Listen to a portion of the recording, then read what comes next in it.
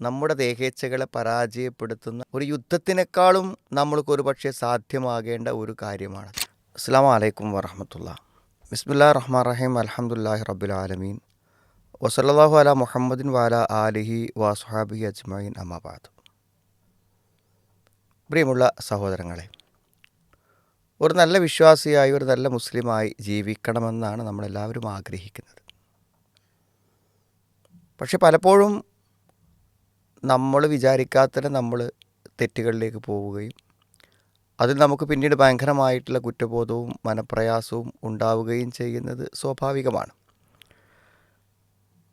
എങ്ങനെയാണ് നമുക്ക് യഥാർത്ഥത്തിൽ ഈ തെറ്റുകളിൽ നിന്ന് അകന്ന് ജീവിക്കാൻ കഴിയുക എന്നതിനെക്കുറിച്ച് നമ്മളെപ്പോഴും ആലോചിക്കാറും ചിന്തിക്കാറുമുണ്ട്. സാധാരണ നമ്മൾ തെറ്റുകളെന്ന് പറയുമ്പോൾ ഒന്ന്, ഖുർആനിലും ഹദീസിലും വ്യക്തമായിക്കൊണ്ട് നമ്മൾ എങ്ങനെ ജീവിക്കണം, നമ്മൾ എന്ത് വിഷയങ്ങളിലും എന്ത് നിലപാട് സ്വീകരിക്കണം എന്ന് വളരെ കൃത്യമായി നമുക്ക് പറഞ്ഞു തന്നിട്ടുണ്ട്. പക്ഷെ ആ പറഞ്ഞു തന്ന കാര്യങ്ങളെ ഉപേക്ഷിക്കുകയും ആ സ്ഥാനത്ത് നമ്മുടെ മനസ്സിൻ്റെ ആഗ്രഹങ്ങളെയും താല്പര്യങ്ങളെയും ദേഹേച്ഛകളെയും നമ്മൾ സ്വീകരിക്കുകയും ചെയ്യുന്നു. അത് സ്വീകരിക്കാൻ വേണ്ടി നമ്മൾ എന്ത് ചെയ്യുന്നു? അള്ളാഹുവിൻ്റെയും റസൂലിൻ്റെയും കൽപ്പനകളെ ഉപേക്ഷിക്കുന്നു. നബി സല്ലല്ലാഹു അലൈഹി വസല്ലമ കൊണ്ടുവന്ന കാര്യങ്ങൾ എന്താണോ അതിനനുസരിച്ച് നമ്മുടെ ആഗ്രഹങ്ങളെയും നമ്മുടെ ഇച്ഛകളെയും നമ്മൾ ക്രമീകരിക്കുകയാണ് യഥാർത്ഥത്തിലൊരു വിശ്വാസിയായിട്ടുള്ള ഒരാൾ ചെയ്യേണ്ടത്. അങ്ങനെയാണ്. പക്ഷെ പലപ്പോഴും നമുക്കത് സാധ്യമല്ലാതെ വരുന്നു എന്നുള്ളതാണ് നമ്മൾ കാണുന്നത്. ഇപ്പോൾ സത്യം പറയുകയാണെങ്കിൽ നമ്മുടെ ആഗ്രഹങ്ങളെയും നമ്മുടെ താല്പര്യങ്ങളെയും പരാജയപ്പെടുത്തി അള്ളാഹുവിൻ്റെയും അവൻ്റെ പ്രവാചകൻ സല്ലല്ലാഹു അലൈഹി വസല്ലമയുടെയും താല്പര്യങ്ങളെ തിരഞ്ഞെടുക്കുക എന്നുള്ളത് ഒരു വല്ലാത്ത ജിഹാദാണത്.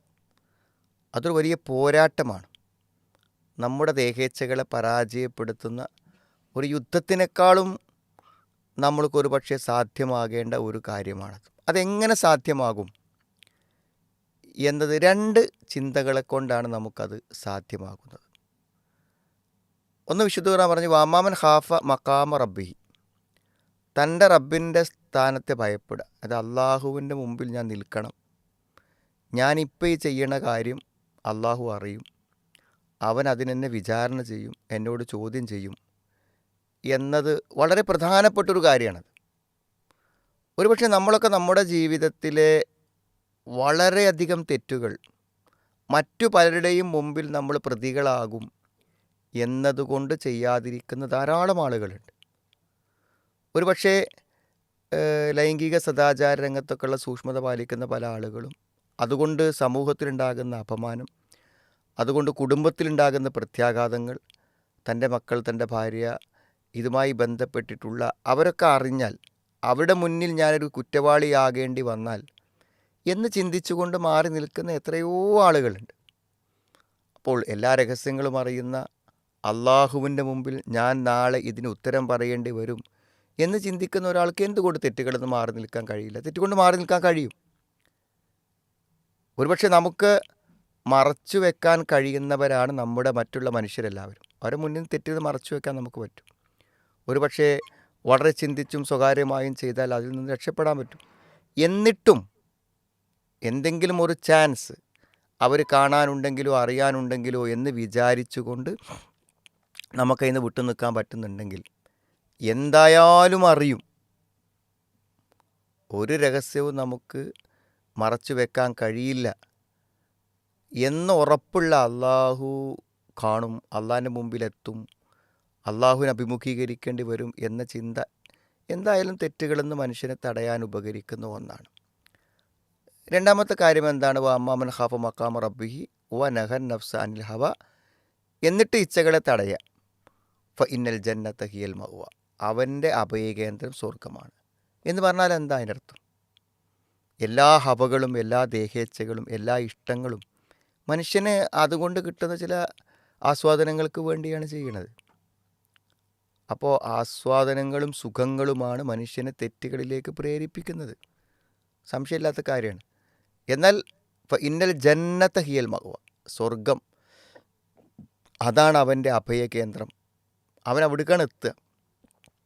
അപ്പോൾ നൈമിഷികവും നിസ്സാരവുമായ ഈ സുഖങ്ങളെ നമ്മൾ ഉപേക്ഷിക്കുമ്പോൾ അതേ സുഖം നമ്മൾ ഉപേക്ഷിക്കുന്ന സുഖം എന്താണോ അതേ സുഖം യഥാർത്ഥത്തിൽ നമുക്ക് എന്ത് കിട്ടും?